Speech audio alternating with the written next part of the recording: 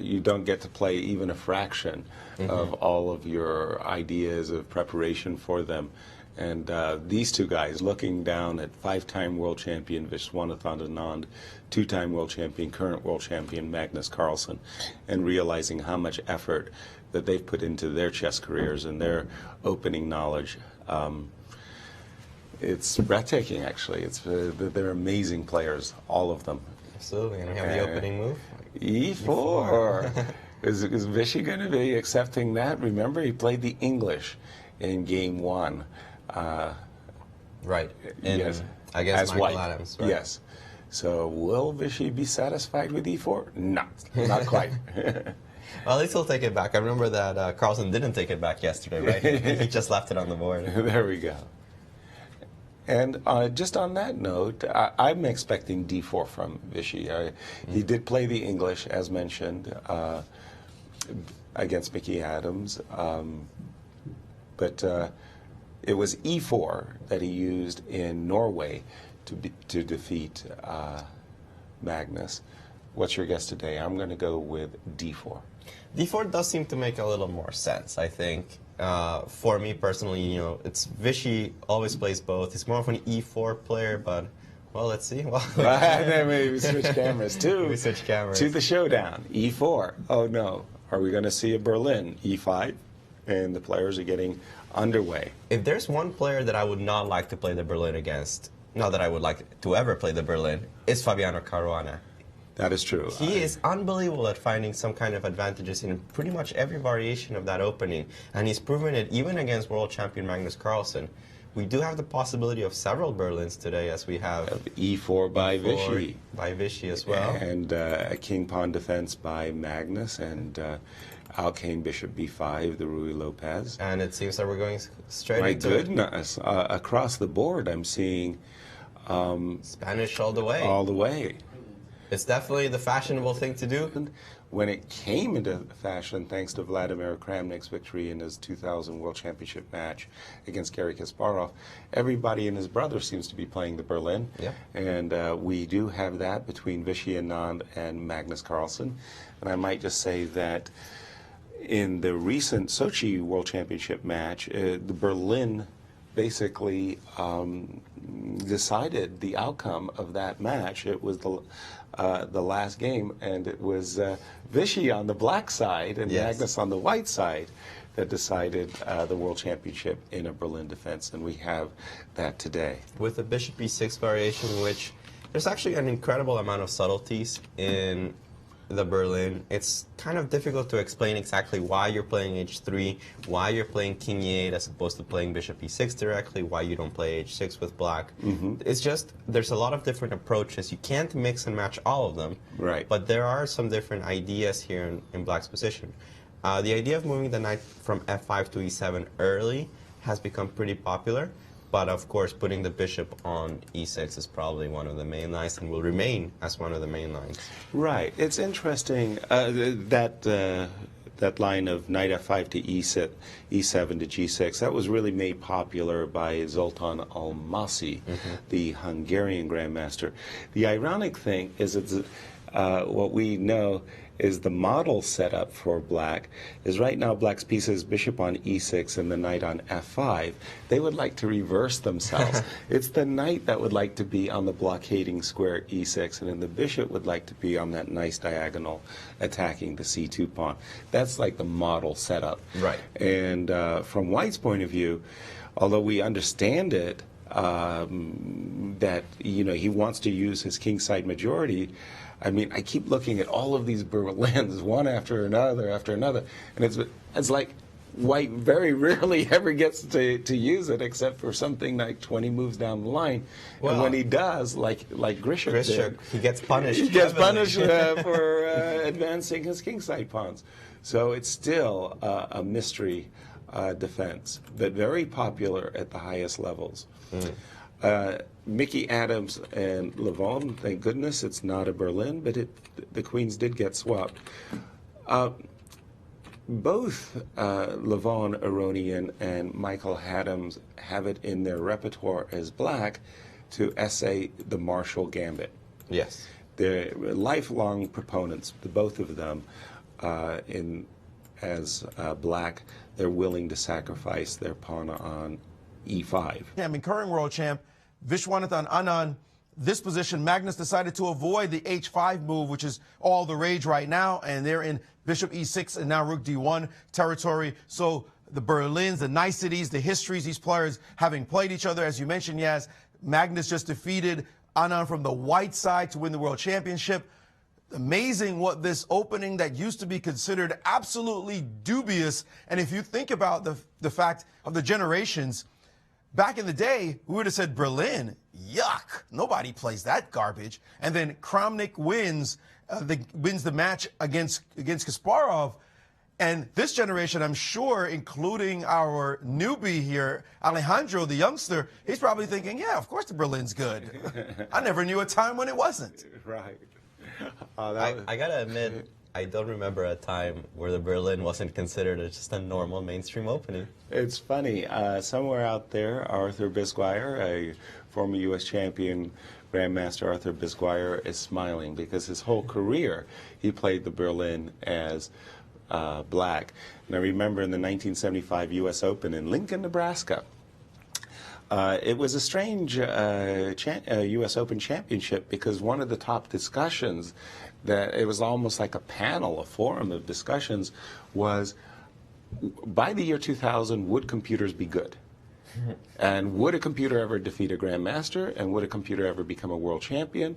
And if a computer would ever become, the best player in the world, what would be the computer's openings, right? Mm-hmm. And nobody would have guessed Berlin because there was Arthur Bisguier playing in the tournament using the Berlin defense. And he had the biggest history of anybody in the U.S. playing the Berlin. And he tried to even convince me that I should take it up. And that was in 1975. Yeah? And did he fail miserably? He did. Interestingly, I always felt that Berlin was one of those openings that computers were not very helpful with. Between Carlsen and Anand, the typical move after h3, the big move is g4. That is played almost twice as often, or at least has been played almost twice as often as rook to d1. And this move, rook d1, is kind of odd. Already the Berlin is somewhat drawish, or has this propensity to being a draw. The statistics, though, in the top 20 games, there have been 2 victories for black, 1 for white, and 17 draws. What would attract Anand's attention by the move rook d1 based on those results? I don't know, but certainly Carlsen is thinking, wait a minute, why this line? There doesn't seem to be any real bite here. No doubt he likes the g4 move a lot better because now Anand has got his opponent thinking about the position, wondering what does this great former world champ, 5-time world champion, have in store playing this move. Vishy didn't just sit there and think, let me just play rook d1 and see what happens. So Carlsen has to be careful not to fall for any tricks, and he's already deep in thought over his next move and plans. Thank you, Maurice. Yeah, the subtleties of the Berlin, and when you play h6 in one position, when you play h5 in another position, boy, it's very, very easy to get lost in the labyrinth of possibilities. And as we saw once again in the game between Alexander Grishuk and Hikaru Nakamura, poor play by white, and it doesn't take too much. Yeah. But poor play by white, and suddenly the initiative is in black's hands, and it could easily go wrong. Then it's sort of like game over. Somehow, if black gets the initiative in the Berlin, it seems to be disastrous for white. It's very hard to come back. The pair of bishops are usually very strong. The king is usually weak because he tends to be an overexpanded king side. Mm-hmm. So you have to be careful as white. It's not like you can just play whatever you want. Right. And if you're trying to get an advantage, you have to have this balance of making progress while not letting the opponent have too many weaknesses he can work with. Somehow I always had that feeling, too, where the Sicilian Najdorf was concerned. Of course, we understand the very basis of the Sicilian, open Sicilians for black. You're trading off a wing pawn for an extra central pawn, and I always felt that if white mishandled it and allowed black to get an initiative, then it could easily be a victory for black. Let's take a look at our only non-Spanish game. 5e4 games, by the way. Well, that might be overstating the case, but the engines, at least you start looking at this stuff with engines, and not all the time, as you mentioned, Alejandro, are the engines correct. They sometimes can't judge individual positions. But here the engines are saying that Magnus is in a terrible situation because of a break that is normal for the Berlin. Take a look. After rook d1, he played the move bishop to c5. And now g4. Remember, we said g4 is the main move in this position with bishop to e6. Well, h3 is the point is to play g4. But Anand started with rook d1 first. And now g4, knight e7. And now knight to g5, attacking the bishop. And Magnus now played bishop to d5. Everything looks all normal, except the engines are wondering, well, what happens if I simply capture on d5, and after pawn takes on d5, e6? The breaking move. This is the move that you play in the Berlin looking for an edge. It's not, obviously, you don't want to take back because after knight takes on e6, everything is attacked. The bishop, the pawn on c7, and the pawn on g7. So that would be disastrous. So after e6, this pawn is simply under pressure. Seems like you're forced to play f6, maybe f5, which looks worse. But after f6, knight to f7, a bold move. The knight now ensconced on this square. And after rook to f8, you stop and you look at the features of the position. This king cannot get out the middle of the board because of this pawn and knight combination. And black's pieces, although they're solidly blockading the position, there's no real activity for them. The engines now give bishop f4 to try to tie you down even more. And of course, c6 will give the d6 square for the knight or a bishop or just for the future. And you wonder, how does black get out of this position? The engines give rook to c8 and bishop back to g3 as a move. That doesn't look like the most active. Rook d3 is also possible, but still, looking at this position, it does not look very attractive for black, but that is typical of Berlin. Sometimes they don't look that great, but it works out anyway. In the meantime, Anand has not moved for quite some time. This move must have come as a surprise for him. He must be wondering, what gives? Knight d5, e6 looks so strong. Why would Magnus allow this variation? No doubt he sees this move, and he seems like he's almost bored. Like, go ahead, do it. Well, Magnus has always had that California laid-back cool, and he just kind of he rolls with the punches. But inside, his mind is churning without question as he's calculating these variations. And this variation that Maurice gave, again, the computer's extremely good at finding very, very forceful moves. And first impressions are very nice for white. Maybe I'm missing something too. No, I just followed the analysis, that knight on f7, pawn on e6. It's just very strong. It's a very nice bind that white obtains from this particular position. I have the feeling that Magnus has something else in mind. It's hard to believe that a player like him would like to defend such an unpleasant position just because. I mean, he had other options. Oh, without question. So again, it all looks like a very forcing play.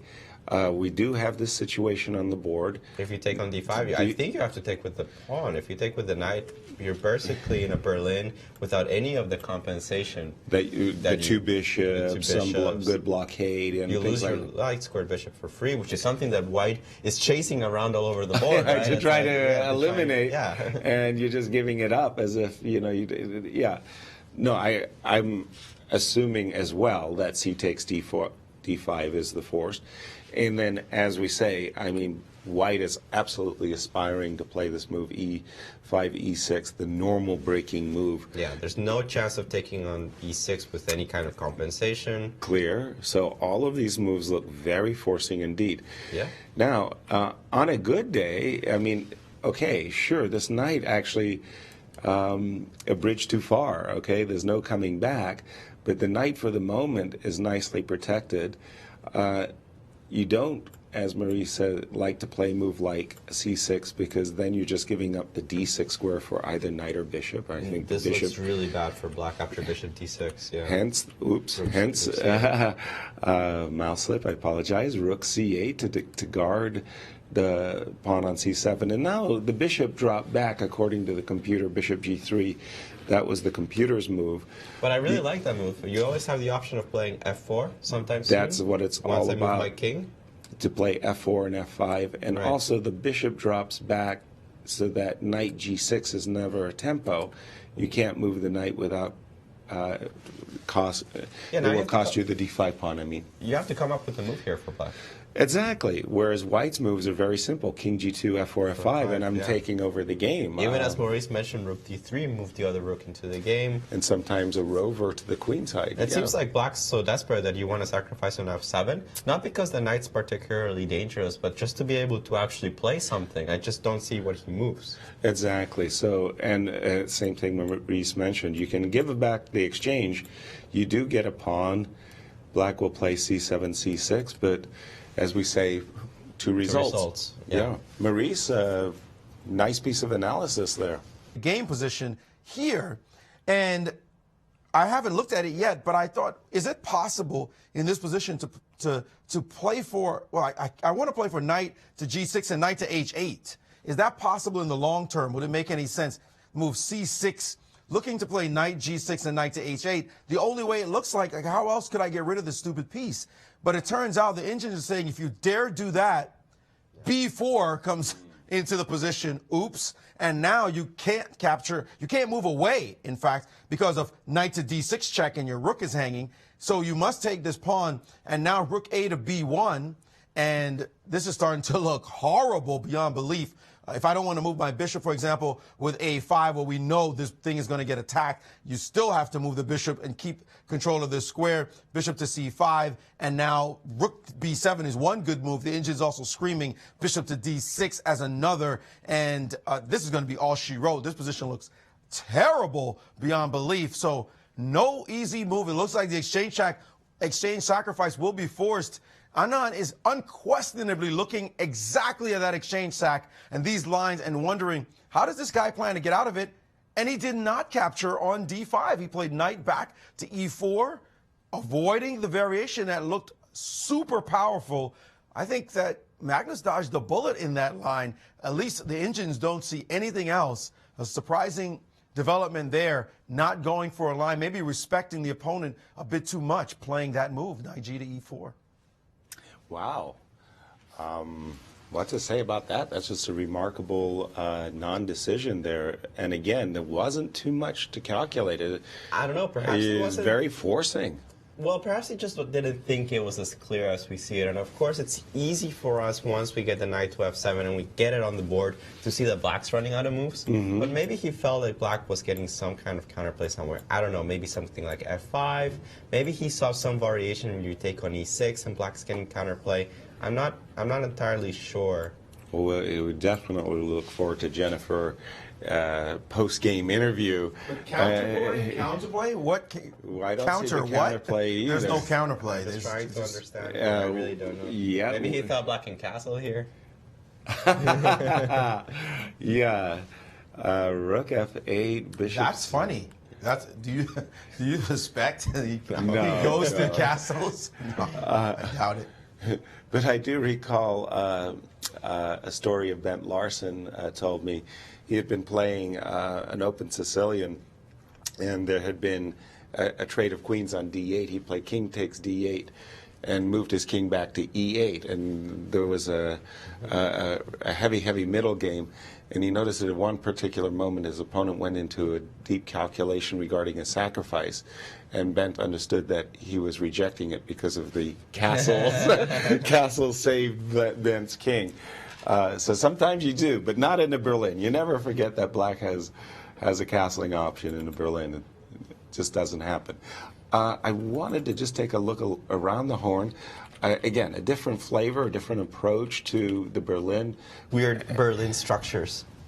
Yeah, we're learning a lot today for sure as the players give us a chance to explore deeply these positions. Great being a commentator. You get to analyze and you watch the world's best players as they debate the nuances of these lines. And then you get to do it with the engines as well without suffering any pain. Again, we said, learn from other people's games. That's what the secret to chess is.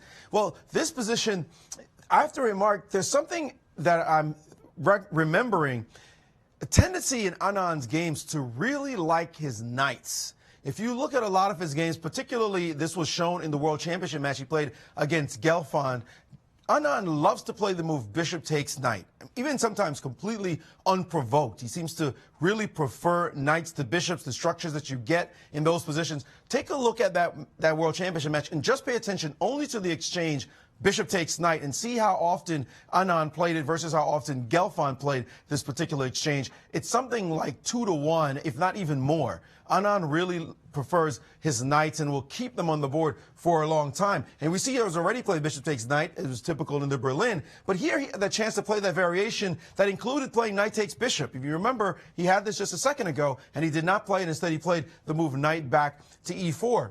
Now, bishop to b6, and the opportunity arises yet again. He's played king g2 almost automatically, as though he's planning to play the f4 plan. The Indians don't favor this move that much, and in fact, they think a4 was the right move, challenging this bishop with a5. Now, you might see that move and think it's actually about a5. There's another point, being able to bring the rook up to the a3 square. So after a5, stopping any demonstrations, again, knight takes bishop. You have to not care about your knights that much. And after c takes d5, knight to g3. What is the point here? Well, he does have a maneuver bringing his rook up to the board, but more critically, this knight is headed to h5. Remember, castles is not playable, so knight h5 is going to be a problem. You have to put your rook on g8. White also has a potential plan of playing b3 and bishop to b2, and that's going to be a strong square. You can never play g6. Well, if you do, you give away all the dark squares on this side. Why? The bishop has roamed to the other side of the board. Here, the Indians really like the plus that White's getting. Very easy play. Maybe defensible for Carlsen, but certainly a bit of trouble for him and have to be challenged with. But Anand seems to be avoiding those discussions entirely and has instead played the move king to g2. And surprisingly, at least from what I expected, after king g2, rook to d8 was played, and now he's gone away. Again, the Indians are screaming. Knight takes d5, by the way. He's played the move bishop to f4 instead. This, the Indians are not as impressed by. They're waiting for moves like h5 to come in, or even knight g6 attacking the bishop. Really interesting play. It would be, sometimes you don't want to get too deeply into the opening discussions with the players, but I would really hope that Jen talks to Anand about these particular moves, because they're very surprising given what we've seen the Indians suggest. So still an interesting game, to be sure, but there are moments here that really will be debated by other Berlin theoreticians in the near future. No question about it. But Vishy's play strikes me as what we would call the slow play, the slow right? play. The slowing down. Which is usually what you do against the Berlin. I mean, usually if you play too fast, it kind of backfires. It seems, though, that he had the opportunity to actually do something very active, put a bind on his opponent very early here in the Berlin, simply because Magnus, well, according to the engines, misplayed it. With this bishop c5, bishop d5 idea. Right. But having said all of that, I mean, from Vishy's point of view, he's got a very, I'm channeling Vishy here a bit. From Vishy's point of view, he's got a very clear and clean idea. He's going to drop his bishop back to g3. By the way, just to say, boldly state the obvious, the problem with the immediate f4 was that the rook on d1, I can't do it.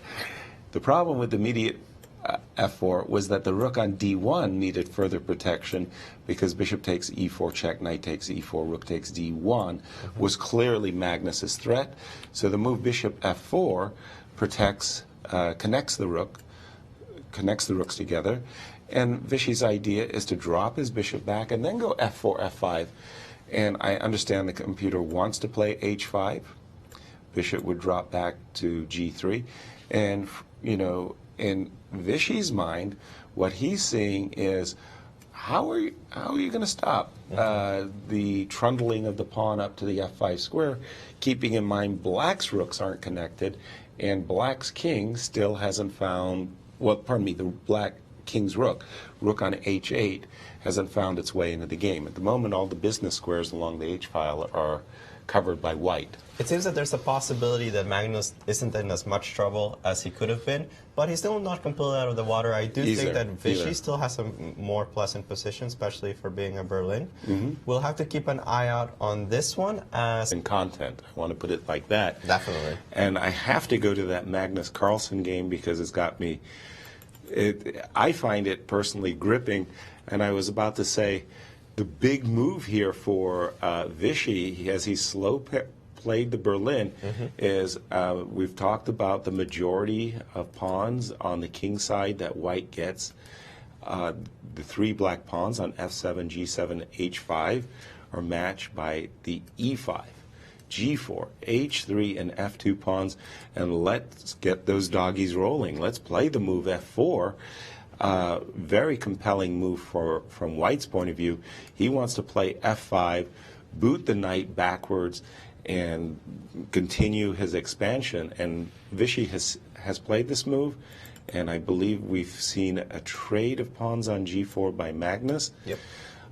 Magnus, well aware that this move f5 is going to cause great difficulties. I'm assuming Magnus has to play knight g6 because the alternative idea of trying to attack this pawn on f4 simply runs into either king f3 or f5 and then king. and then king f3. So you can't do that. But the knight comes to h4 check. The bishop takes. The rook takes. King g3, and this just looks like very comfortable play for Vichy. Notice we mentioned this move before, this idea of playing rook d3, a rover, and there's going to be issues for black along the d file as well.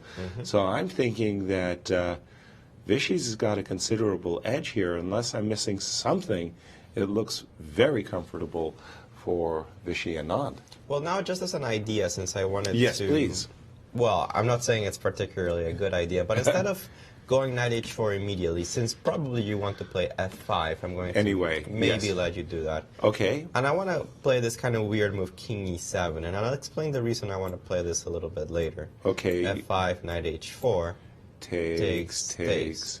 And in this case, you've given yourself an opportunity of being able to defend the rook. The rook.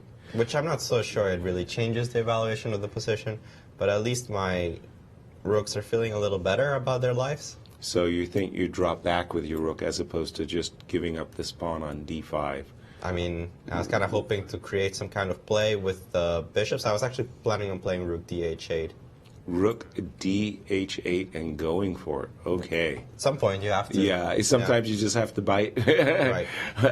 And I'm not so sure about this position, actually, because, well, I don't think it's a free pawn. I have more than enough counterplay with the rooks on the h-file. Okay, let's have some fun. Let me take this guy, check. I'll definitely take back. All right, good wise decision, as we might say. Classical chess player. Classical chess player. Okay.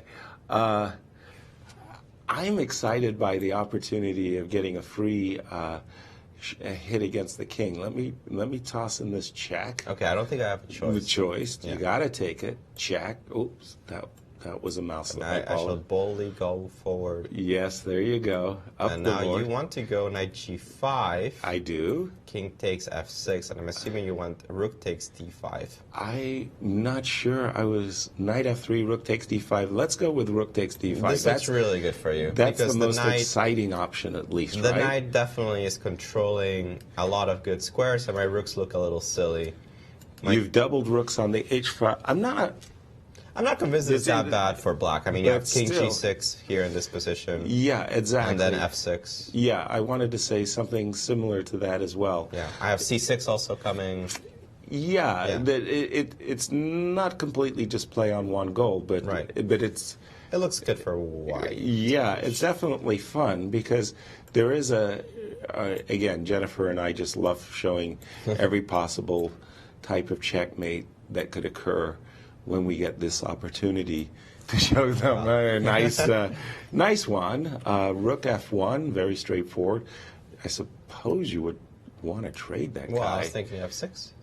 Oh, f6 right away. Ooh, boy. Okay, so two players have their own ideas. Okay, so the knight is booted backwards. That is for sure. Okay, after rook h1, I don't think black has any problems. That is a good point. Rook h1 and. The initiative, the initiative did somehow go away, and let's see, could I have done anything a little bit different? I threw out f6 check just because you got to look at the forcing moves first. Right. The rook captures I didn't like because I could walk into a mating net fairly easily myself. Oops. Definitely. That wasn't very attractive. And here you got some counterplay. Yes, sir. Yes, Maurice. Because we re-explored that line just because I was watching along Right, and I got a little sure. confused.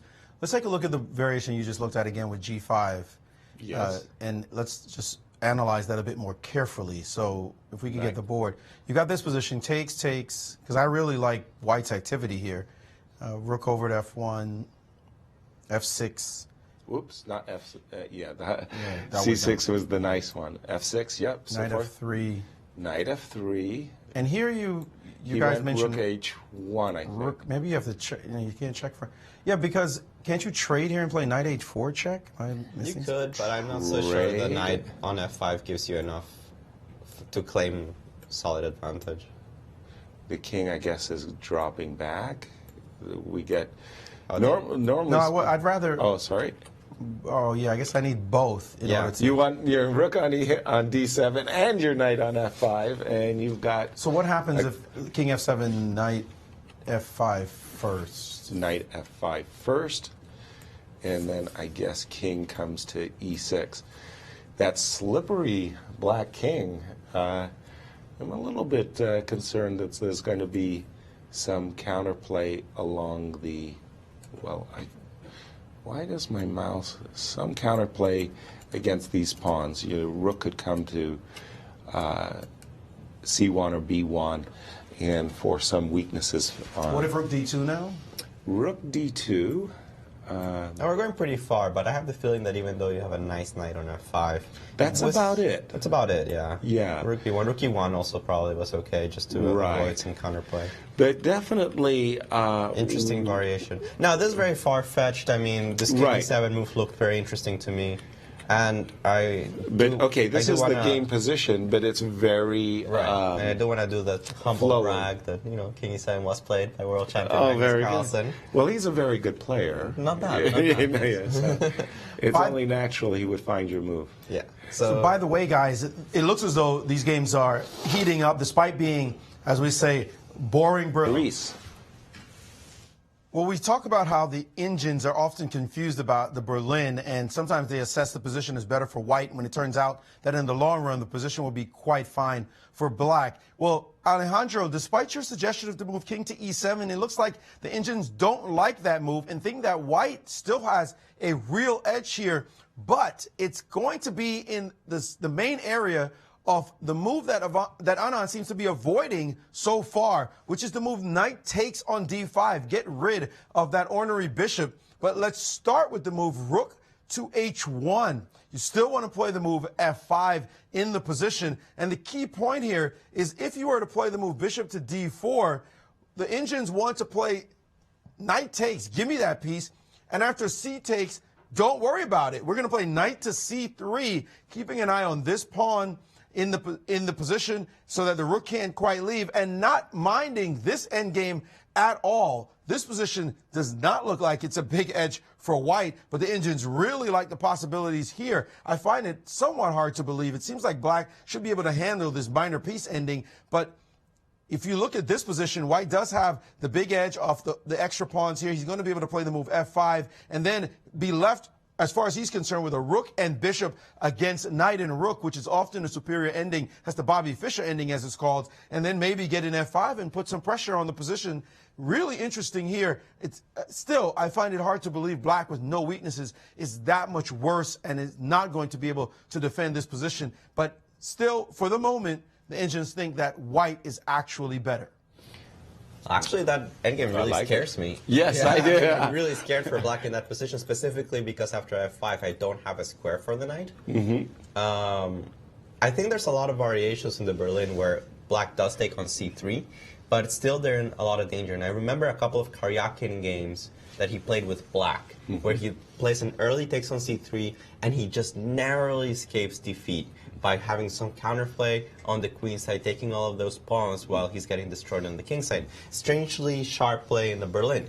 And I feel like in this position that Maurice was showing us, there was simply no counterplay whatsoever on the queen side. It was all white advancing on the king side, and because of that, and because of the experience I've seen of players playing the Berlin with this structure on c3, bishop against knight, I would be very, very scared. Oh, I agree. Chances. I agree. And the move rook h1 does make a big impact. Big impact because, once again, what else is black to do other than this bishop on b6 is fine as far as it's concerned, but it is on an empty diagonal. There's no target. So bishop d4, knight takes d5 check, pawn takes d5, knight dropping back to c6.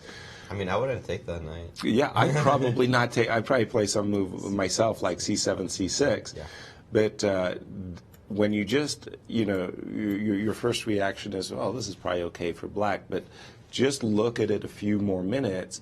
Let the actual mechanisms of how are we going to deal with f4 to f5 start to sink in, and then you go, wait a minute, that bishop is actually pretty monstrous on g3. It's supporting e5. It may go to h4 with a check, cause some severe embarrassment. Rook h1 was played by Vishy, as we just had Very on camera, impressive. so it's going to be a difficult defense, it seems, for Magnus anyway.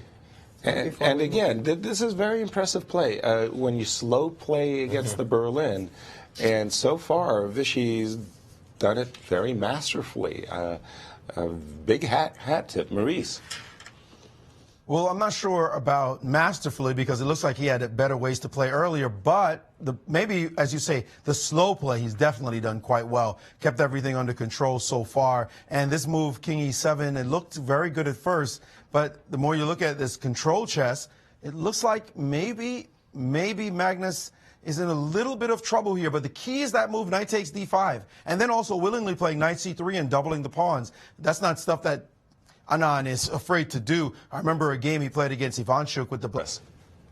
Well, he did castle in that position instead of going for f6, but that position looks wonderful for white. White's not even doing anything extra. Black's just seems to be giving white everything he wants in that position. So no need for aggressive play. But in this position, we talked about Anand. Is he going to be reluctant to give away his knight for the bishop?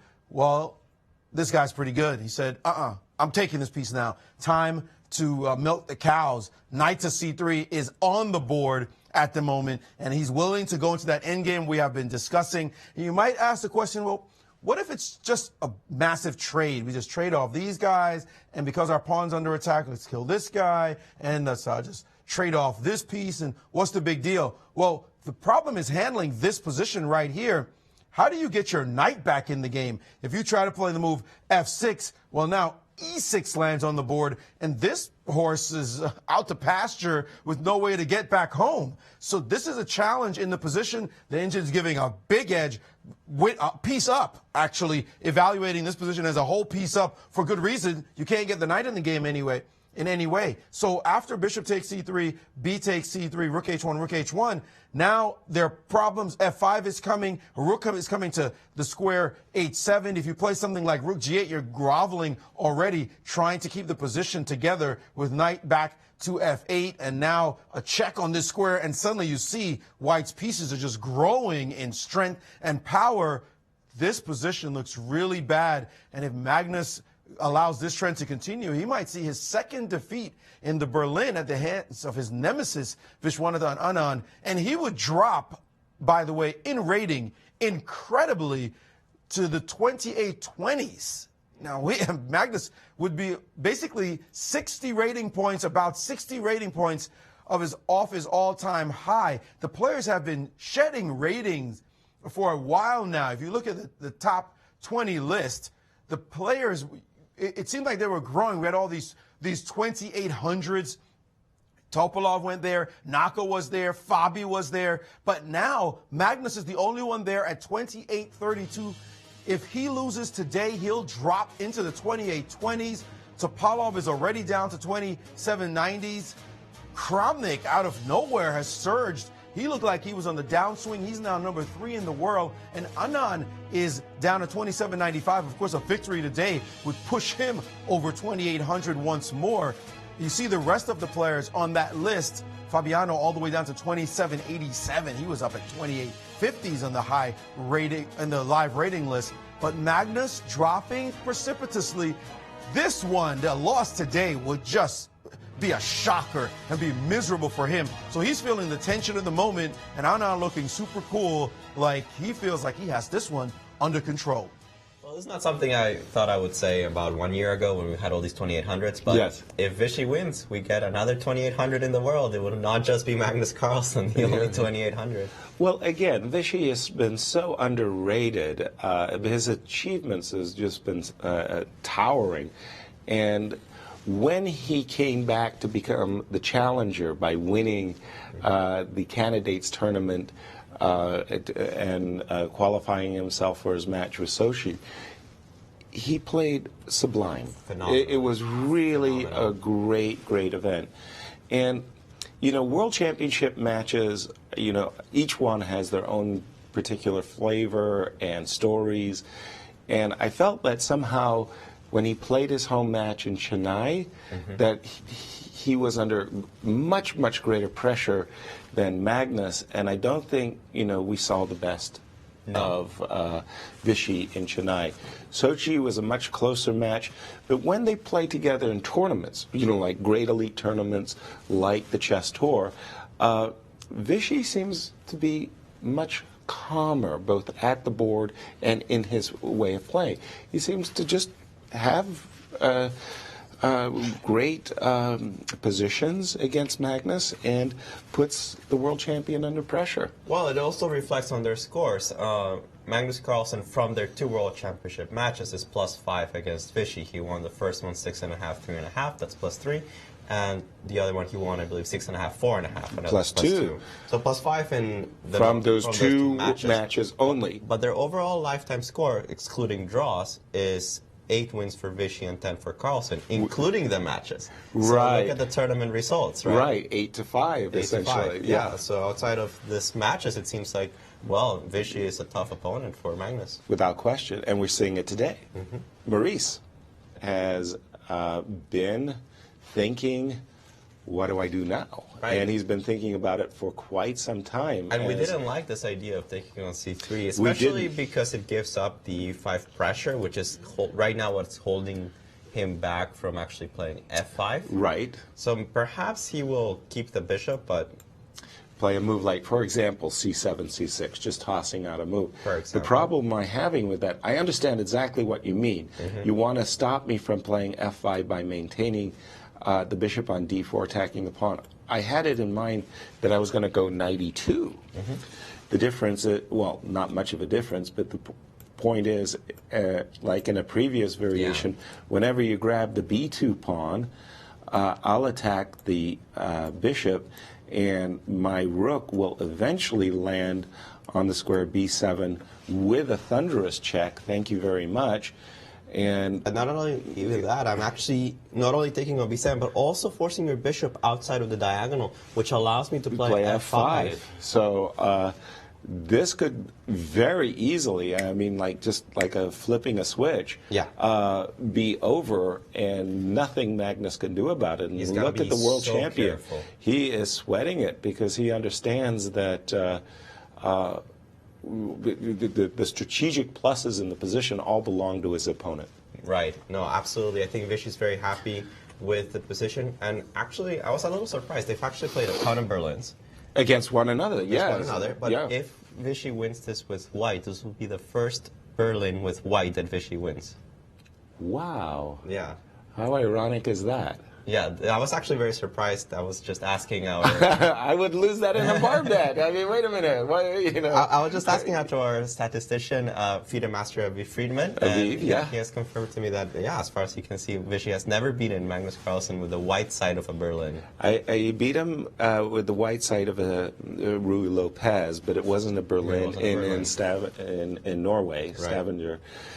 Wow. So we expected this round. After there was a lull of action yesterday, no questions about it. But we expected this round when we came on air to be an exciting one. It's lived up to every one of our expectations, especially in our key rival games. I did want to say, after 4 Spanishes, it's time to take a look at a Najdorf. We do have a Najdorf on there. When we had left it, it was around these parts. Yes. We had just seen maybe not suffering anymore is Magnus Carlsen, because Viswanathan made a slip in this game. When I first saw this position arise on the board, of course, the knight going around, I was thinking, well, the h-file is no longer a problem, so we don't want to trade anything off. Move your rook off the file. Instead, Anand played the move rook a e1, and I didn't know whether or not it would make a difference, just my feeling on it. And then this move was played rook to e8, and the engine saying, forget about this side, get pressure, attack the b-pawn, or move the rook over. Instead, he played this very quiet move. We're talking about slow chess. He's still in that mode. Let me dominate. And the engines went, oh, no, that's bad. Because now rook takes on h1, rook takes, and knight to c6. And suddenly it's Anand who's being attacked on his pawns. The position is stabilized. This pawn is simply hanging. And what to do? If you play actively with rook down, well, just simply knight takes on e5, and those proud pawns are gone. You've got your own weakness here. It's check to the king, by the way. This ending is nothing special. And the other possibility is what he played after knight to c6. He played rook to e1, and the engine's now giving several moves to be equal for Magnus. Knight to a5 to c4 will be one very simple one. There is no more bind. There's no more problems. Anand has simply frittered away his advantage, and Carlsen is back in the fight. Wow. So it was just a small slip. It was but very a significant strange, slip. very strange to me that he actually decided to exchange rooks, because when you think about the very basics of chess strategy, you think of space, you think of pieces, and a very simple concept: when you have more space, you don't trade pieces. Precisely. And one of the reasons that you don't want to trade pieces in this position is that black's rooks are kind of awkward. I mean, you can obviously put one rook on e8 in order to attack e5. The other one is not so clear because, as Maurice was pointing out, the h-file is dead. I mean, there are no penetration squares, and an open file is only as valuable as the penetration squares on it. And in this case, there are none. So the h-file is completely worthless for black, which makes me think, okay, of course, white wants to keep both rooks on the game. I was actually very surprised he played rook a e1 instead of I would play rook h e1 and then figured out what to do with the other rook. Interesting that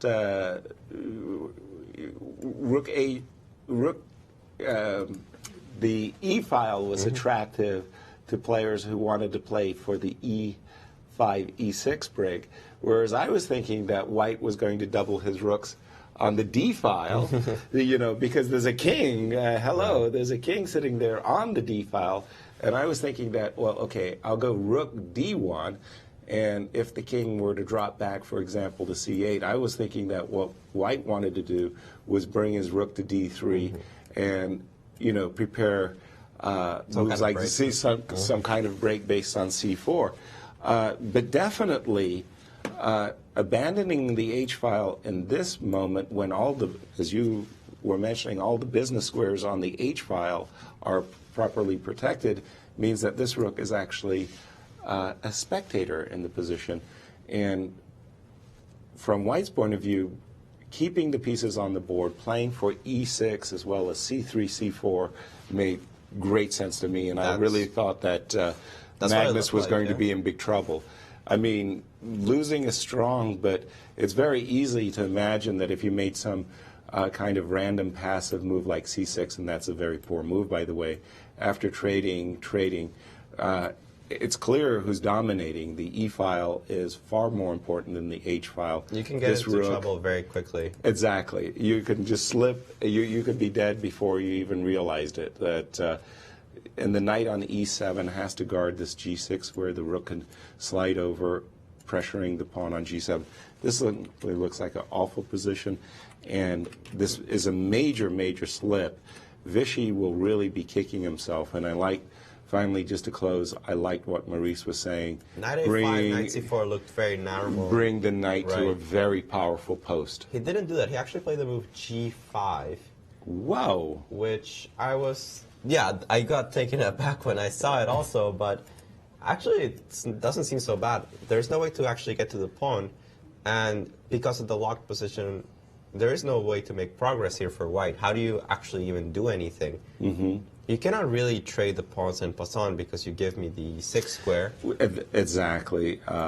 Then in this particular case, the black king will be wonderfully placed. Yeah, clear. Yeah. That's what we call playing for a loss. Yes. I know that feeling very well too. There's so much Whoa. pressure on e5 that you cannot really get rid of it. And I guess the idea of g5 is that, I guess potentially White wanted to play something like king f4, reroute the bishop somehow, and get out of the pressure on the e5 pawn. Okay. But with g5, you eliminate the possibility of defending the pawn with the king, which means that the king cannot participate in the game. It cannot cross over to the e file because it would block the defense of the e pawn from the rook. Right. And, well, what else am I going to do with it? Yeah, it's interesting. I see the move g5 as being a committal move in the sense that you can't take the there may become a time that you regret playing g5, but Right. the specifics of the position may be as compelling as you've just explained them. The white king is suddenly a spectator now. It's Right. is not going to be able to play an active role, and g5 is a sweet move. Yeah. Yeah, It looks like the king has just become terrible. Yeah, again, I can't help but feel that Vichy is kicking himself. His slow play was paying dividends, but then suddenly forgot to collect them somehow. And big turnaround. What happened in our other rivalry, the American rivalry, has backwards and forwards. Let me just, sorry, I'm going to get an update on the position. We go back to here. It was after this move g5, by the way. G5, a4, a6, and we see that Vichy is just moving his king. Magnus has also moved his king back and forth. So it kind of seems like neither player can make progress, maybe a draw by repetition, but then suddenly we see this move rook e3. And I was trying to that maybe Vichy is heading for e2 and d3, so he built a bridge for his rook. But now suddenly I'm looking at this move knight a5, and the knight is coming to the knight massively improves its position by bringing itself to c4. Why is this massive? Because of a different idea. I'm really hating my mouse today. I think I've got battery issues. Once the knight gets to c4, instead of the square c6, notice that black's king can easily come up to the square c6. Then black wants to play b5, capture the pawn with his king, and then he's got a very, very powerful passer, his a pawn. So I'm saying suddenly it's Magnus now in, well, I'm not going to say command, but I am saying it's Magnus for choice. From a position that we really, really liked what Vichy was doing throughout the first 20-odd moves. Yeah, definitely a complete 180 of the position. I think we saw at some point it was just kind of like 90 degrees. I mean, Vichy, okay, he blew it and he had a position that was maybe drawish, but now that you get a knight on c4 and you still don't have the possibility of playing e6 or f6 or doing anything useful, it does seem like suddenly I would be considering how to bail out if I was white. I mean, I'm still sure that he has some way of drawing the game if you go rook e1 and then maybe something like rook h1, rook h5 at some point. But already I think that I'm going to be in the defensive side of a worse endgame. Yeah, exactly. Seizing the defensive, if you will. So a big shift in that game, for sure, as Vichy, and by the way, right on cue, the grinder, the Norwegian grinder, has played knight a5 and really preparing to bring that knight to c4. And we like what opportunities that the position holds is in black's favor. Yeah, my first instinct is to try to create something with the tempo that knight a5 gives me, the knight's away from the action. Right. The rook on e3 is so badly placed, I cannot put it on the h file. None of the breaks with e6 or f6 work. Right. I mean, it just seems like I have to go back, and I, for free, gave you the ability to put the knight on c4. Reposition that knight on c4. And yeah, just to say that if we go back a move or two after king, if Vichy, for example, had played the move king f3, and black goes knight a5. Well, as you were mentioning, Yeah. in this case, with the knight to the side of the board, well, hey, look, I've got opportunity to go down here. I've got opportunity to go to h5, try to pick off one of these pawns, whether the g5 or f7 pawn. And as you say, you know, white will have no troubles whatsoever, may in fact simply just be better. So that was why that maneuver didn't exist earlier. The way the game actually went, by putting the rook on e3, this idea of being able to transfer it conveniently to h1 doesn't exist, and that's why knight coming to c4 is so powerful. We get the same position, except suddenly the knight is transferred, yeah. and that is a very, very significant difference. Right, the knight is simply better placed on c4. It's not in the way of the king, which, Right. And it actually has easier access to come back in any case that the white decides to play e6. Right. If you have any of these e6 breaks, the knight's actually better placed on c4. It can always go back to d6. It can always go back to certain squares where most pawn endgames would be simply lost. Right. So, I recall a game that I played as black. It was the first time I actually played I'm sorry Anatoly Karpov. Pardon me. interrupt you. After king g2, b5 was indeed his choice, and Vichy played the crafty move rook b1, hoping for the cheapo that in blitz chess I think everybody would fall for. Rook b8 to defend the pawn on b5. Oh, no you don't. No you don't. The sudden discovered check by the bishop, the pawn and bishop picks up the rook on b8. So rook b1, he definitely didn't want to play ab because that makes things life too simple. Very easy. The king would go to c6 and this pawn would just go to a3 and that would be all she wrote. And this is a very interesting position, but I think this will slow down a little bit as both players have reached time control. I would like Okay. to divert your attention maybe quickly to the MVL Topalov game, as Topalov has very little amount of time yet, and MVL has just played. Explain to our fascinated viewers, why not take the pawn? Because again, this knight on c4 is such a great piece. You want to go a3. Doubtlessly, Rook b7, I don't think works. You just kind of push the pawns, right? right. Now the question is, e6, maybe? well, I was thinking that you may have to get your rook back. But you don't do it on time, because if you go rook h7, a2 Yes. is simply winning. Because after Rook h1, I have knight e3, knight takes c2. Sweet. Well, So hold that on. would No. Just a second. Those are two connected pass pawns. Yeah, but I have a rook. You do have a... You're not even threatening anything after f. And if you go the other way around, I have king. So, well, I don't mind you taking my rook. The problem is I hate the fact that you've got another a-pawn in the position to back it up. I am sure I'm gone here. No, this is- With my king not being able to come up into the game, my white king, that's over. So there I was was something thinking that... e6 instead of, rook b7 is fine. I mean, I guess this was the idea, right? Well, maybe... King c8? Hold on, just a second. So take... Oh, pardon me. Apologies.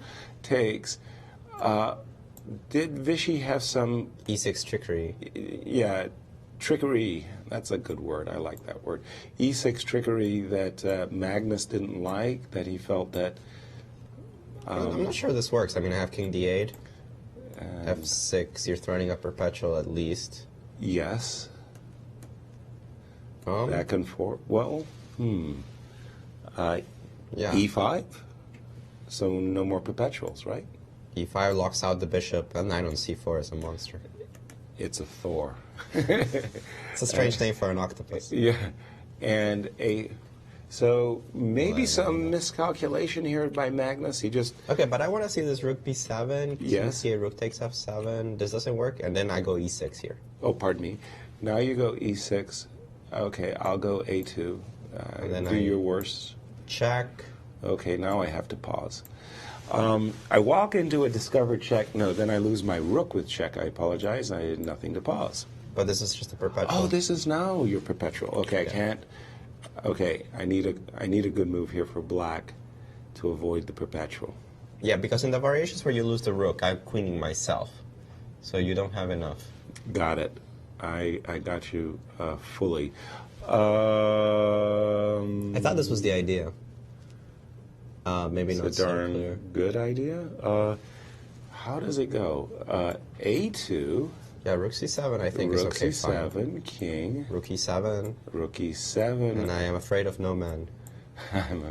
Because you will get to play E7. Yeah. I got a girl, but now but No, I'm a I- long way from giving. You don't have to necessarily I don't panic even- I and don't give have to up your panic. rook. You But I may can. just- Which, by the way, I can. And I And think I'm that's- just completely fine. all right, too. So, C6. E6 move. So, could I have done something about this? Could have taken on the E5, but that looks wrong. When you get your rook to A7, my A pawns aren't as powerful. So E6. I don't know. There might be some specifics in the position, but it doesn't feel right. Yes. If I move my rook, I'm not sure where I should. But Yeah, by the but way- now I'm starting to think about Oh, beating that's you. a very yeah. I get my I play my f6, maybe. check. F6 now. Well, e7 is just winning, right? Oh, E7 picks up my rook. Oh, Yeah, gosh. e7 is just winning. Okay. Yeah, I'm not so sure, actually. The No. computer says it like p takes a4, so clearly we're missing something, and I'm We sure certainly are. Maurice will make us look like fools. All right, go Yes. ahead. Go ahead, Maurice. Make us look like fools. No, I was the one who asked, why can't you take on A4? The engines didn't give that, because taking on A4 actually is equal.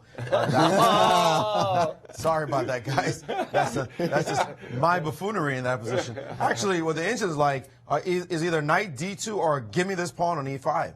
Now take a look at these variations. These are tricky lines to look at. A takes B5 in this position. Now knight takes on G4, giving white the opportunity to push this pawn down the board. So we can look at B6, bishop and rook combining to queen.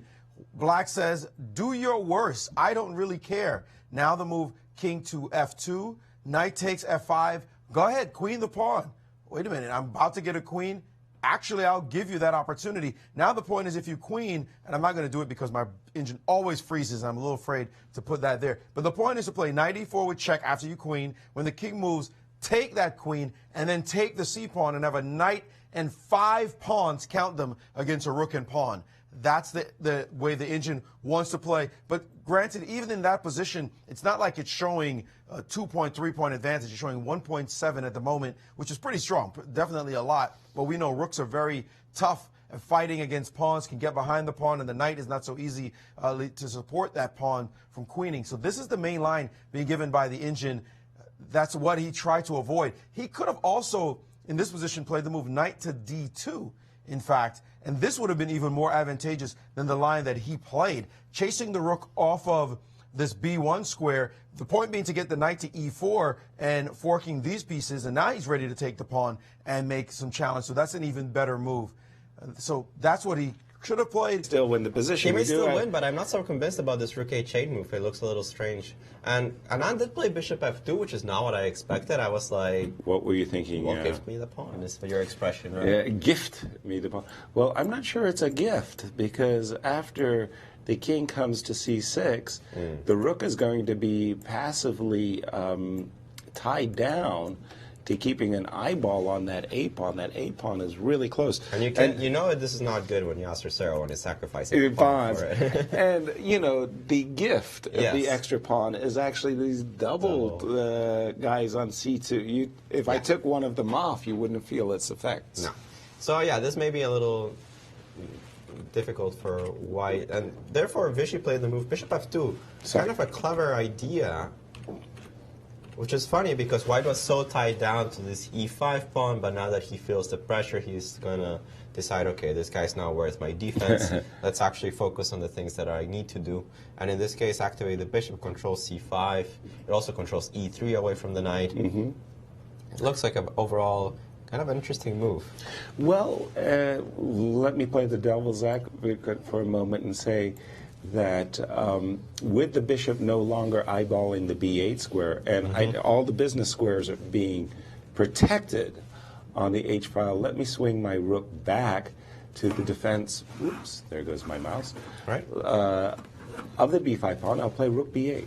Okay, I'll ask you the question, what is your threat, and play bishop d4, since I'm assuming you're taking on e5 is the only idea.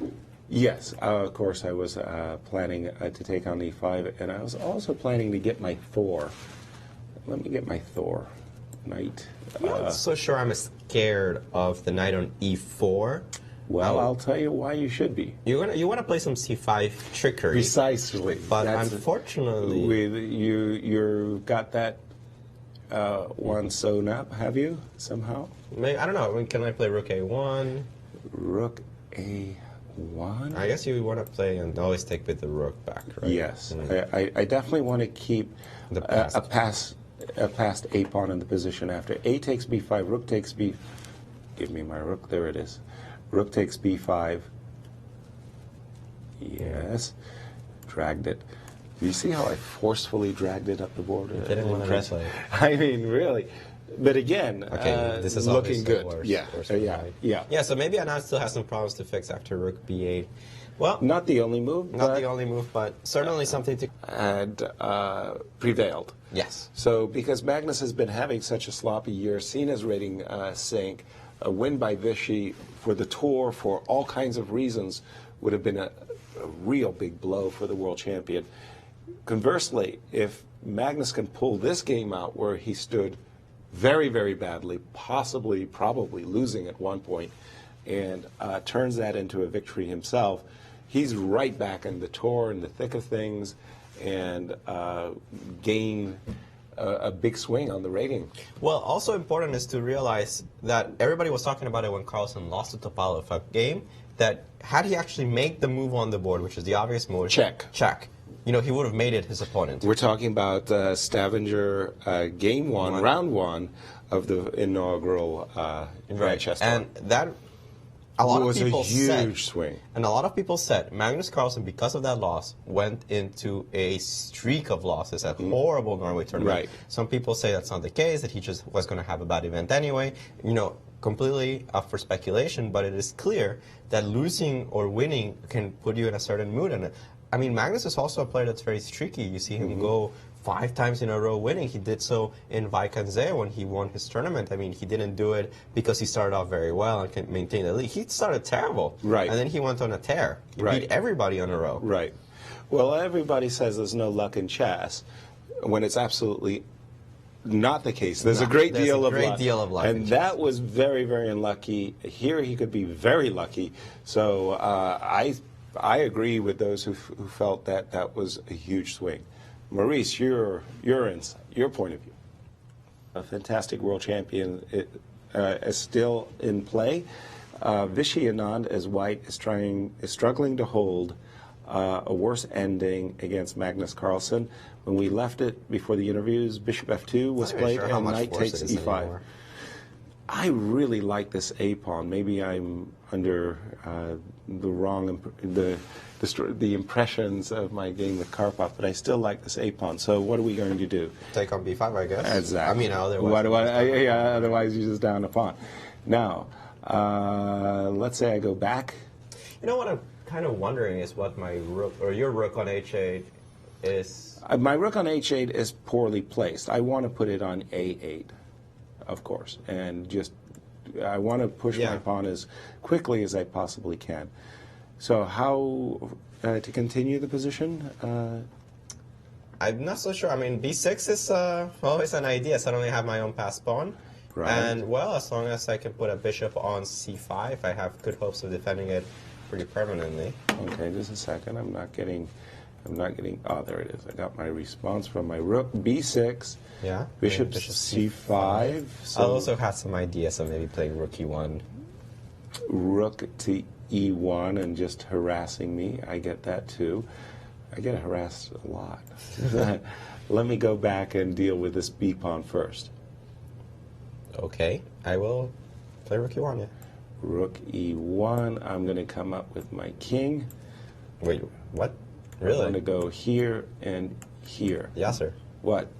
Did I do something? Yes. Okay. Rook e7. No, I'm just happy that you gave me a passed f pawn that I'm controlling the queening square off, but okay, that's well, on you, not on me. Well, first of all, I wanted to deal with the passed B pawn, so Okay. I feel I'm doing. Then I'll deal with the passed F pawn. Okay, I'll keep having pass pawns. You're gonna have Okay, to so you're keep going to dealing take with it, right? Why not? Okay, so now I'll attack this bishop. And now what to do? Right. Okay.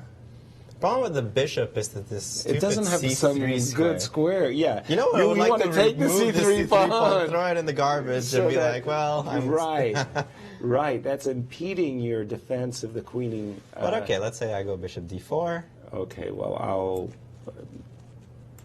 tickle and you. then okay, probably I should put it on g7 so that I'm. I was about to put controlling. it on h8, not forgetting that my rook hasn't gone away yet.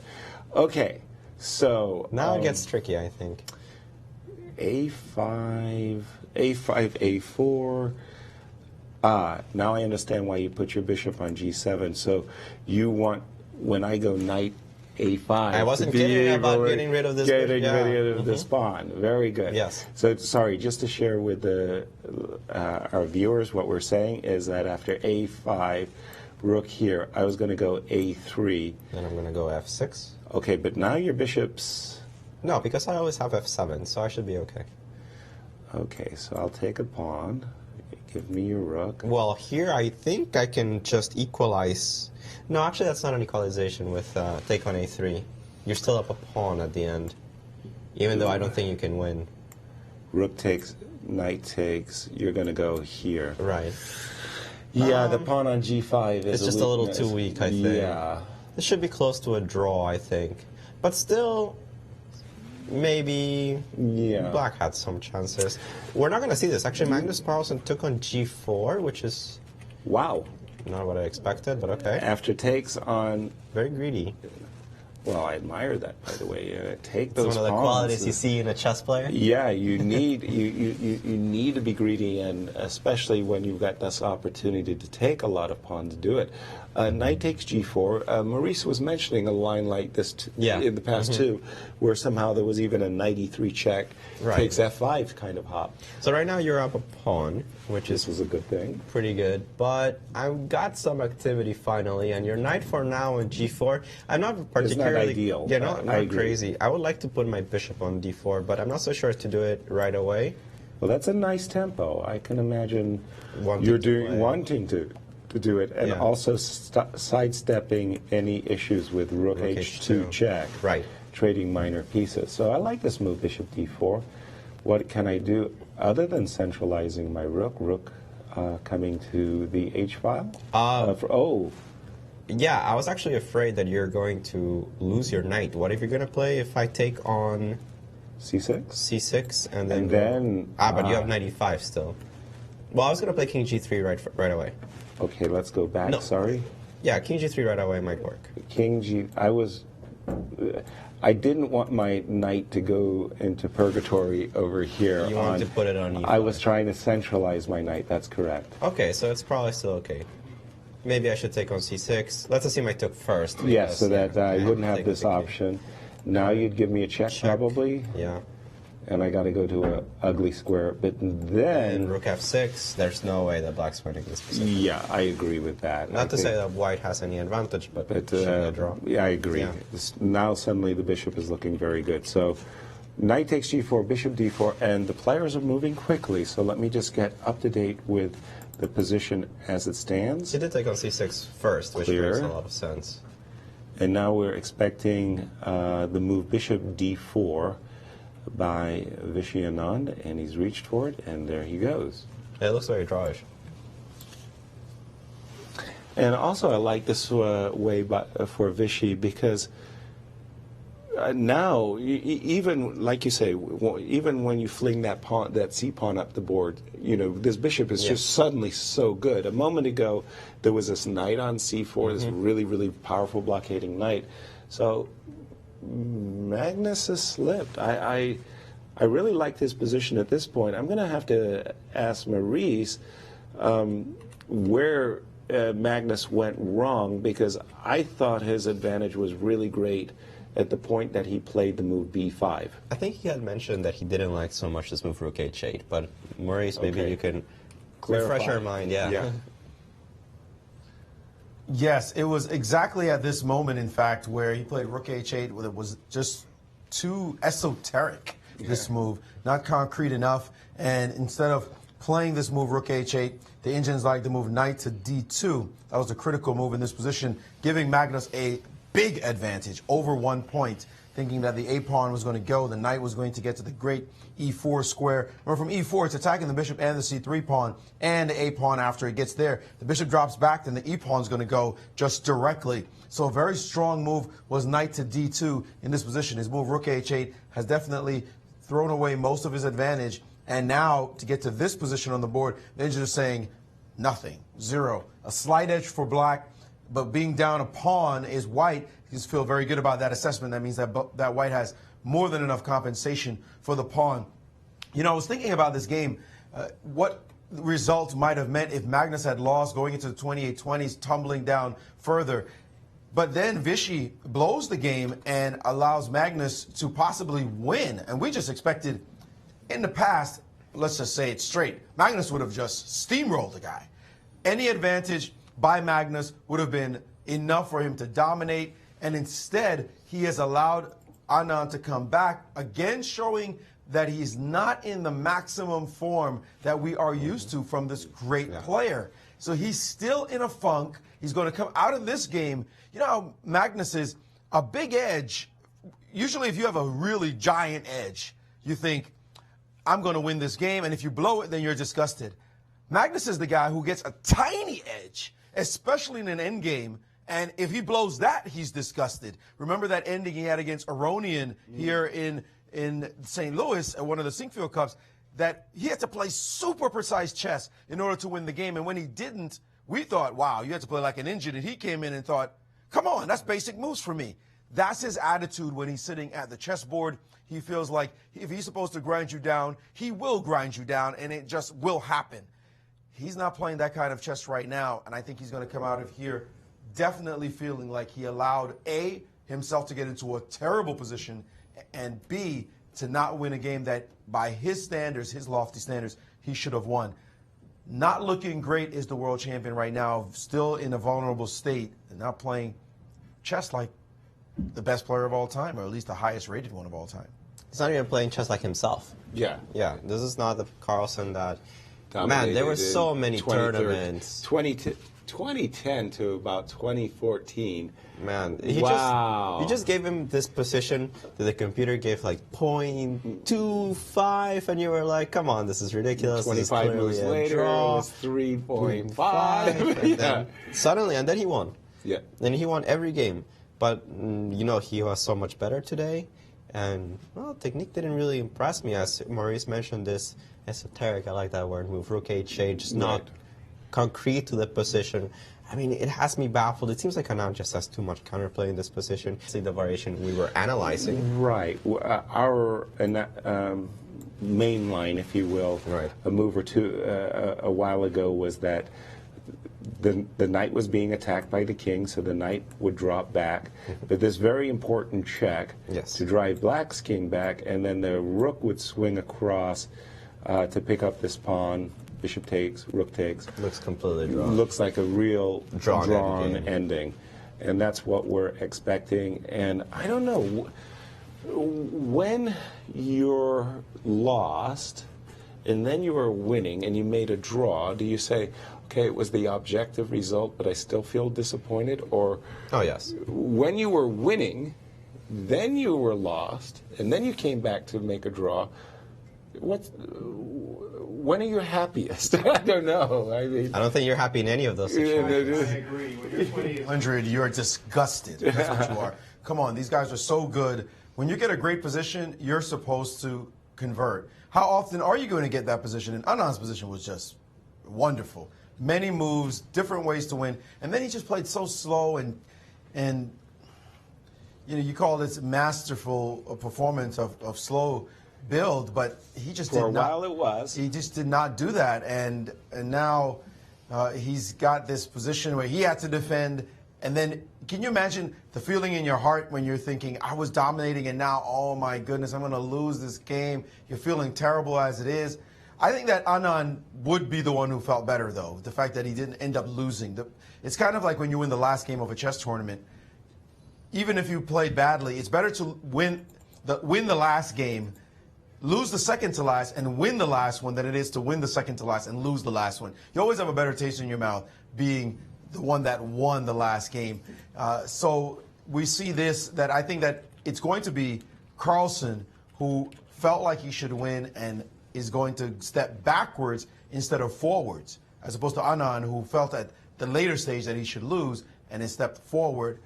I think you feel better in that case, but in either case, they're still going to feel horrible. Mm-hmm. This was terrible. And to add another point, by the way, looking at today's round, these guys did not look tiring when we start talking about other topics. But there is a game that's actually going on. Please. Some moves have been played. We just want to catch up. He did take, after king d7, bishop takes e5 was played, followed by rook takes e5, after rook takes e5, played king to g4, very important move, grabbing the g-pawn, and after king to e7, king takes g5, rook e1, and rook to a6, hitting this pawn. Clearly now it's turning into a rook and pawn ending that Levin Fischer-Smyslov would tell you is a draw, although I'm sure Yasser doesn't like that book either. After f6 check. Or do you like Levin Fischer-Smyslov? I thought the series was brilliant. Okay, all right. So at least we're agreeing on that as well. Yes. So this endgame is just clearly very, very drawn. Thank you. And that's incredible. What? I just heard from our producer, look at how riveted everyone is in the auditorium by what is absolutely a draw. Isn't there some football on or something? Man U is not playing somewhere? Incredible. The Premier League, boy, it's a tough Sundays in England in the Premier League is very, very important.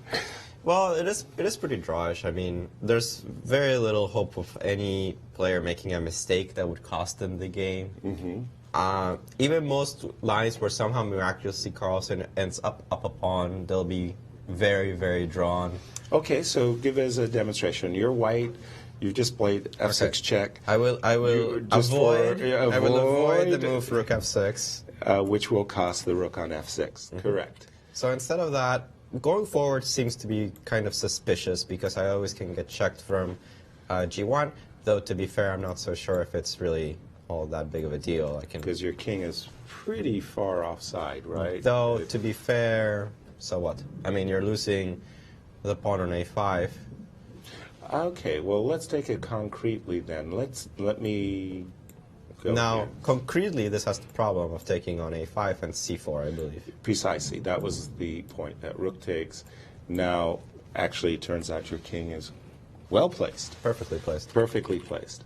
So, hold on. So, check, king.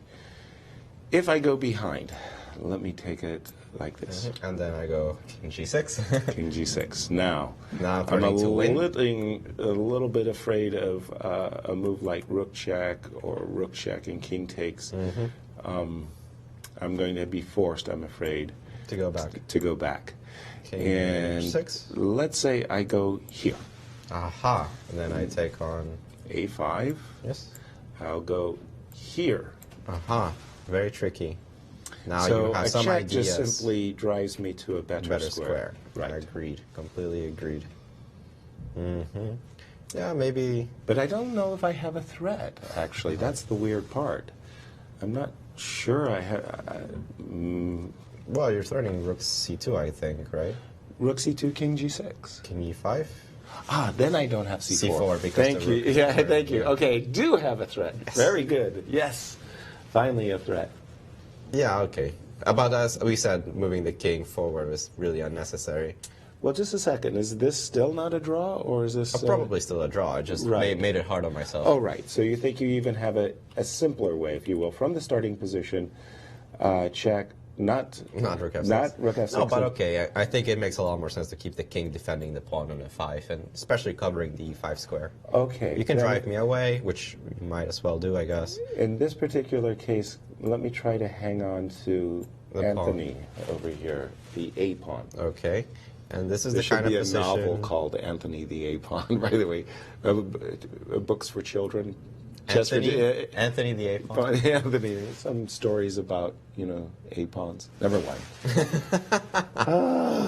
Casting these pearls before the swine. But please, go on. Rook E4 check, King F3. So you want to A4? play Rook C4 or something along those Yeah, lines? can Magnus nibble a little bit, or is it just... King F2, come on. It's terrible. King There's F2, nothing. just don't do anything. Just wait. Rook C4 you'll probably play. I mean, try to at least be up a pawn. But I feel as soon as you go to C4, I'm going to go King E3, and that's And then reestablish control.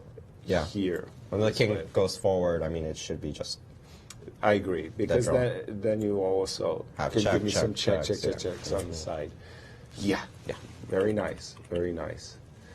Well, we can't say a well-played game, but we can certainly say a hard-fought game. I we mean, can the definitely say players definitely played poorly at times and very, very well at times. Yep. And well, Vishy still has, I think, a couple of nightmares from losing drawn rook endgame, so I'm not going to count this one out. Right. I do remember very specifically he had a relatively easy draw, or what everybody thought was a relatively easy draw, in the World Championship against Magnus.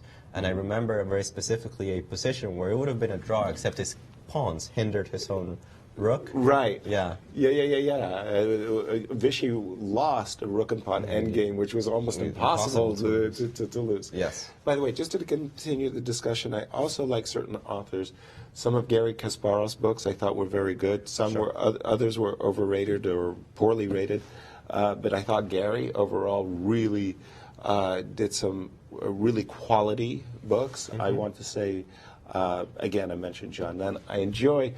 I just think he's he's a humorous writer, and he has a lot to teach, Jeremy Silman. And I don't know, did you ever read The Konig, The King, by Jan Hein Donner? Oh, that's just fantastic. It's a collected works of Dutch Grandmaster Donner. Hilarious. Hilarious. Just really, really, really, really great fun. Well, I was brought up more on a generation that was really dominated by everybody reading Dvoretsky. So what do you think of his books? I think he made really, really sincere efforts. It worked very hard. Sorry to say, really, I think that... not that he was a poor writer or any of that stuff. No. I have a great respect for him. I thought that the books were bad for what I would call amateur players. If you wanted to aspire to be a GM, if you were the I am elect to GM level, good. Hard work. It's really, really hard stuff. But I think Josh Waitzkin, for example, described his experiences with Dvoretsky very, very well, that it was just too much hard, cerebral work, and that it was a torture. Yeah. So I think for some people, Dvoretsky is great. For others, it's a simple torture. I'm more of the torture side. Interesting. Well, we'll see. We always have different opinions. Just the hope that Topalov comes third or lower, but that's a good hope right now because Topalov is playing some terrible chess. Meantime, this game is looking very drawn. If we get back to it, this game is looking very drawn. Aronian, by the way, as well, if he wins, would decide his own fate. But here we see these two players drawing, and they were kind of giggling. They looked too upset, the players, based on how the game went. Maybe Magnus is relieved, but we saw him have that exact same or similar look when he lost to Topalov in Norway in round one on time. So maybe we can't read too much into Magnus's response. We will hear him possibly get interviewed later to see how he really feels about this game, but not his finest moment at all. This is one he will soon forget. I was reading the lips of the players. Right. And Vishy said, "How did you not win the game?" And Magnus responded, "How did you not win the game?" And I think they both smiled. That's my interpretation of what they said, by the way. I like the story. Yeah, no, definitely. I think both players should be disappointed with their play. The result at the end of the day is not bad for either of them, but it's the way that they got there that makes it a little... Yeah, not a happy result for either player. Well, An eventful round. We saw blood on one game only, but wow. We see more games like this. Somehow the technique of the players, frighteningly bad. Yeah. I'm not quite sure why. Yeah. The London fog. Yeah. We see the results of today's round. Yes. We're here with former world champion Viswanathan Anand. Vishy got a draw today as white against Magnus. You seem to have a promising space advantage after f5, but then you toggled your king a little bit. Is that a decisive moment in the game? No, I mean, that was just a stupid blunder. By that point, I should probably just take the draw and finish it. But earlier, I must have been much better. I mean, there were many interesting possibilities, and I tried to choose the right one. But the one I got, I missed g5. For some reason, I thought he had to play g6, and I could go king f4. And after that, I thought I was actually lost at some point, but somehow I found some counterplay to hold. You started the event with 3 draws in a row. How do you feel about that start? I mean, it is what it is. But today, given what I went through, I think a draw is okay. You guys were in there for a little bit after the game ended. What did you guys talk about? Well, we just tried to share our impressions of what had happened, but I don't think we got any clarity. Thanks very much for your time. Back to you guys. Thank you, Mike. And, well, kind of expressive Anand, actually. You could feel discomfort, I think, in his body language about the way that he handled the game. Yeah, some frustration. Frustration, yeah, definitely. Yeah. What did he call his move? A stupid blunder? Yes. Let's use the word disgust. Disgust. The guy was disgusted. I mean, I think that's going to be a typical feeling just by a number of players as they go back to their hotel rooms and talk to their seconds. They're going to be disgusted. I mean, Fabiano's going to feel that way 100%. Grishuk feels that way. Anand feels that way. Carlsen? Maybe even Carlsen feels that way. Let's ask them, because my client is with Carlsen in London. We're here with world champion Magnus Carlsen. Magnus, how do you feel about your play in the game? Well, I think it was a bit embarrassing for both of us. Yeah, I screwed up pretty quickly. He outplayed me, and then just hanging on, trying, not to lose immediately. He messed up a bit, then he messed up even more, and I probably had a winning position. Well, at least it looked very promising, but then, yeah, I couldn't find it. He got enough activity to make a draw. And specifically, how did he mess up? Was it the toggling of his king, or was it something more specific than that? Well, he already messed up when he, I think, when I sort of managed this g5 and to hold there, but then rook e3 was pretty bad, and after that maybe you can play actively somehow and force the draw, but it's already pretty unpleasant for him. You seem to have gotten black against him nearly every time since your world championship match. Do you feel like that's been a bit unlucky? Yeah, it's all right. So, I mean, these are all strong players, so you have to be black against some of them. Final question. You guys have played probably more than anybody over the last 2 years. You're a big fan of sports. Is this kind of like Rocky versus Apollo, or do you have a better metaphor for us? Well, today it was 2 punch-drunk idiots. Thanks very much for your time. The thoughts by the world champion. Now back to the studio. Embarrassing punch-drunk idiots. I like it. Well, that's what we saw today from London. Maurice, do you agree? Totally. Totally. I mean, today was just not impressive. And, we try to be polite. Well, at least you guys try to be polite.